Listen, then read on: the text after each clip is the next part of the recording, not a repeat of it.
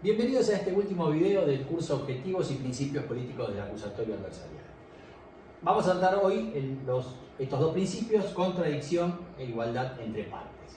Estos son todos los principios del acusatorio del artículo 2 que venimos analizando. Hoy nos concentraremos entonces en esta contradicción que requiere necesariamente igualdad entre las partes.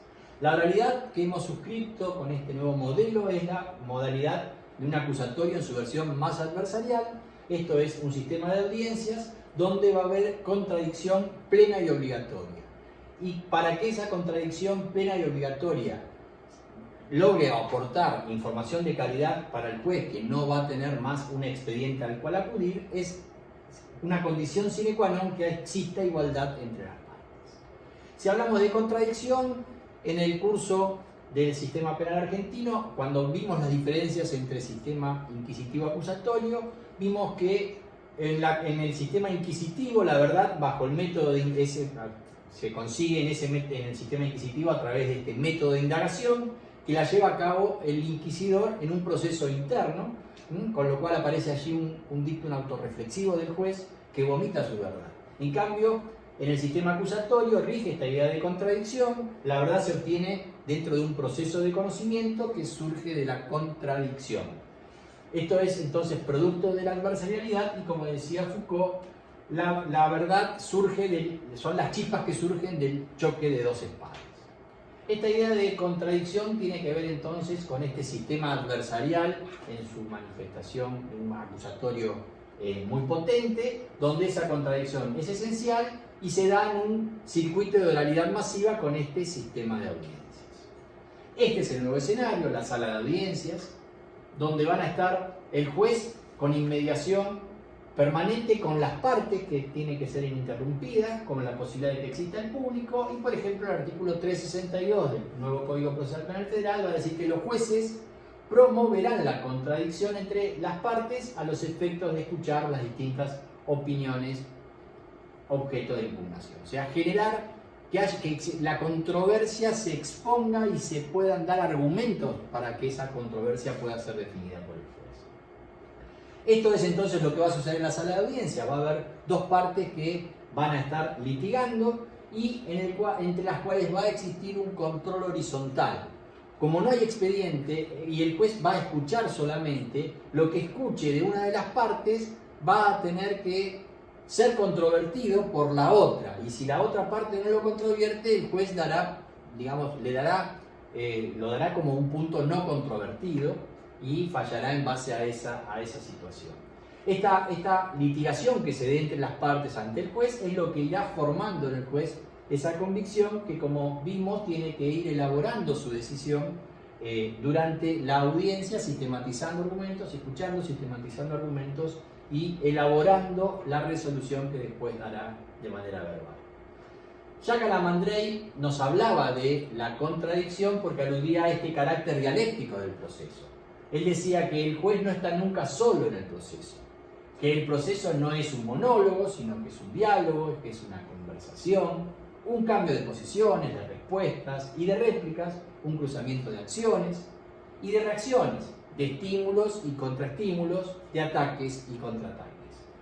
Y concluía diciendo, por ese motivo se ha comparado con una esgrima o con una contienda deportiva, pero se trata de una esgrima de persuasiones y de una contienda de razonamientos.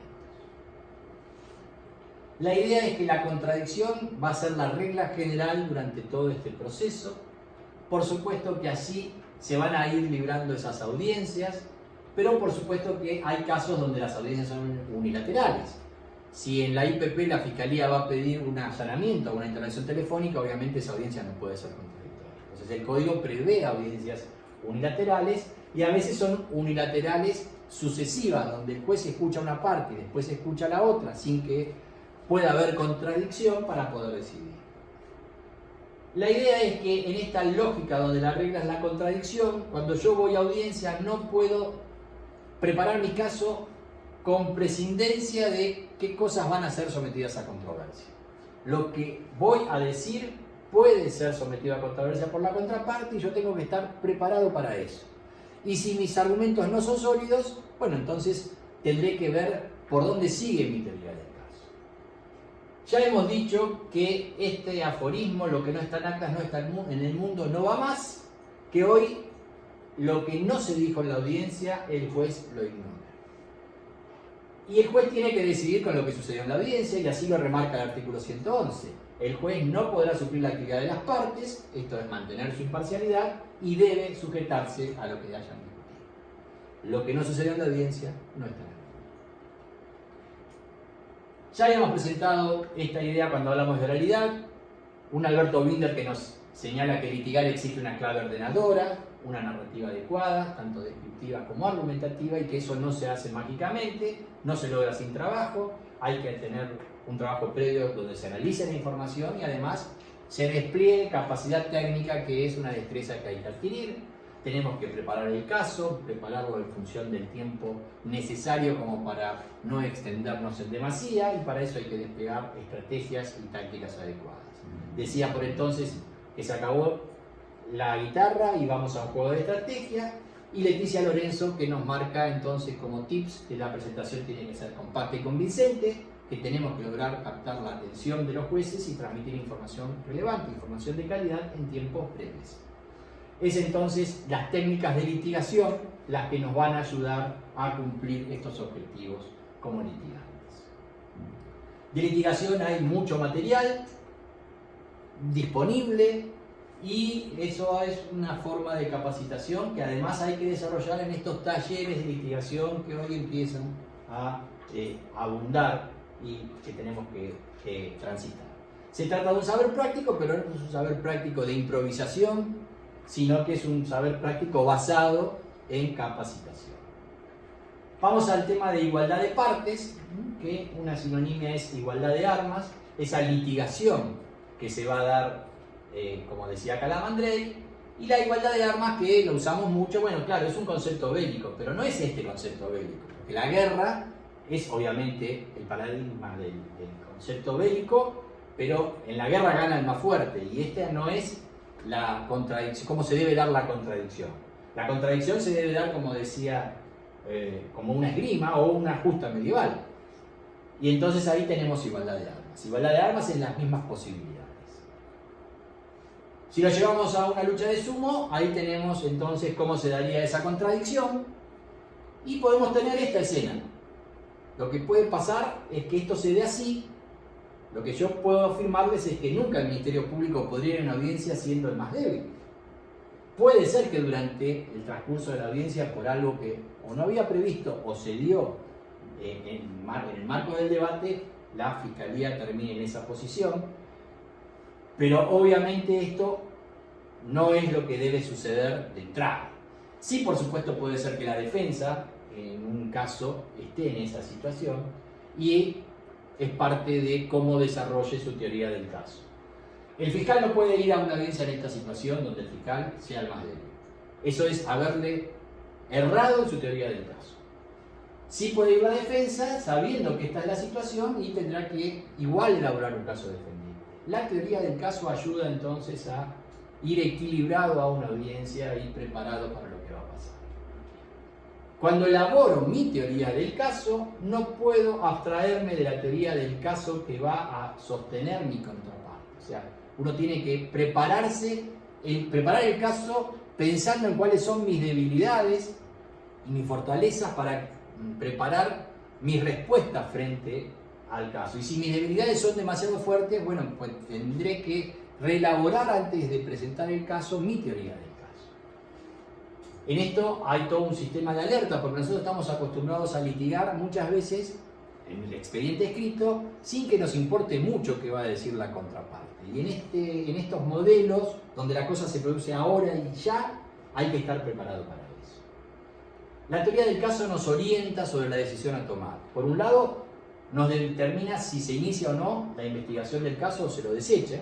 Esto hoy lo hacemos, pero a veces la burocracia del trámite hace que esa decisión la posterguemos, empecemos a tramitar el caso y lo desechemos recién mucho más adelante. Ahora, en este modelo nos impone, para manejar cargas de trabajo de manera racional, hacer ese análisis de manera inicial. Vamos a a través de la teoría del caso, determinar si buscamos una alternativa, una salida consensuada. Vamos a determinar si buscamos un proceso simplificado, un abreviado, por ejemplo, o vamos a decidir si queremos ir a juicio. Y entonces, si de entrada la Fiscalía quiere ir a juicio, ya orienta toda su actuación para eso. Pero el caso tiene que ser un caso que permita ir a juicio de una manera sustentable y con posibilidades de éxito. Y fíjense que también incluso la teoría del caso nos da ciertas herramientas para ver si vamos a, por ejemplo, sostener medidas de coerción. Muchas veces utilizamos hemos visto utilizar como argumento para negar una excarcelación que hay rebeldes en la causa. Bueno, es difícil de entender cuál es la conexión en que yo como imputado salga en libertad y encontremos o no a los rebeldes. Y diría que si se trata de encontrar a los prófugos, por ahí sería interesante que a mí me dejen salir, porque es muy probable que cuando yo salga me comunique con los prófugos y los contacte, y si cuando yo salgo me vigilan, puede ser que llegue a los prófugos. Bueno, esto es una nueva visión que nos brinda una teoría del caso con la sofisticación que tiene la elaboración de teoría del caso. Sobre este tema de teoría del caso, Leticia Lorenzo nos va a decir algo que, es básico en teoría del caso, que es los niveles de análisis que implica una teoría del caso. Ella define esa teoría del caso diciendo que es la versión que el litigante asume sobre la teoría jurídica, la teoría fáctica y por último la teoría probatoria. ¿Cómo encuadramos los hechos en una norma penal y qué elementos tenemos para acreditar que los hechos sucedieron e infringen esa norma penal? Acá están los tres niveles de análisis básicos de la teoría del caso. En esta lógica de esos tres niveles, lo que determinan es que tengamos que construir, tanto fiscales como defensores, casos defendibles. Desde la óptica de la acusación y de la defensa hay que tener una teoría del caso que nos lleve a un caso defendible para poder sostenerlo en juicio. Desde el punto de vista de la acusación, lo que busca esta teoría jurídica, teoría fáctica y teoría probatoria es que esos tres elementos estén y estén fuertes, llenando esos tres aspectos. Si lo graficamos, esa sería entonces la función de la Fiscalía para tener un caso fuerte, y en ese caso fuerte, la contraparte, es decir, la defensa, lo que va a tener que intentar, como antítesis a mi teoría del caso, es cuestionar qué cosas yo creí llenas y no estaban, sea teoría jurídica, fáctica o probatoria, controvertir las argumentaciones que usa la Fiscalía con este enfoque, y finalmente, en definitiva es esto, ¿no? Volcar el balde que la Fiscalía entendió llenar. Y cuando el caso de la defensa sea difícil de defender, igual tiene que defenderlo. Por eso decía que en la lucha de sumo puede ser que la defensa entre a esa audiencia como el más débil, el más chiquito, pero como siempre tiene que defender, cuando el caso aparece verdaderamente de los que diríamos indefendibles, igual tiene que defenderlo, porque en ese caso su teoría del caso será bregar por la sanción menos grave. Moreno Holman también se encarga de la teoría del caso, tiene un libro de editorial Didot que se trata de esta cuestión y la sofistica más que los tres niveles. La teoría jurídica, la fáctica y la probatoria, que son las tres clásicas de las cuales venimos hablando, y él le va sumando algunos pasos que nos dan una orientación interesante, que es, por un lado, detectar nuestras debilidades y nuestras fortalezas. Eso es por si nuestra teoría del caso, que inicialmente la vamos estimando viable, si las debilidades que presenta nos hacen recalcular. O justamente a través de las fortalezas nos robustecen nuestra teoría del caso. Después nos dice que hay que clasificar evidencias, ya pensando en un caso que vamos a ir a presentar en audiencia, que hay que diseñar la presentación, o sea que hay que preparar ese relato, generando el relato entonces, y allí entonces tenemos todos los elementos de una teoría del caso más sofisticada que nos presenta Moreno Holman. Por último, traigo a colación a Guillermo Nicora, que tiene un videito corto en YouTube que se llama Teoría del Caso justamente, que es breve, son 6 o 7 minutos, que creo que es de muy buena calidad y recomiendo entonces su visión. Guillermo es un miembro activo de INESIC, un reformista fiscal de Mar del Plata y merece entonces este reconocimiento de mi parte. Hemos con esto concluido este curso, espero que le haya sido de interés y bueno, trataremos de seguir con estos programas de cursos. Muchas gracias.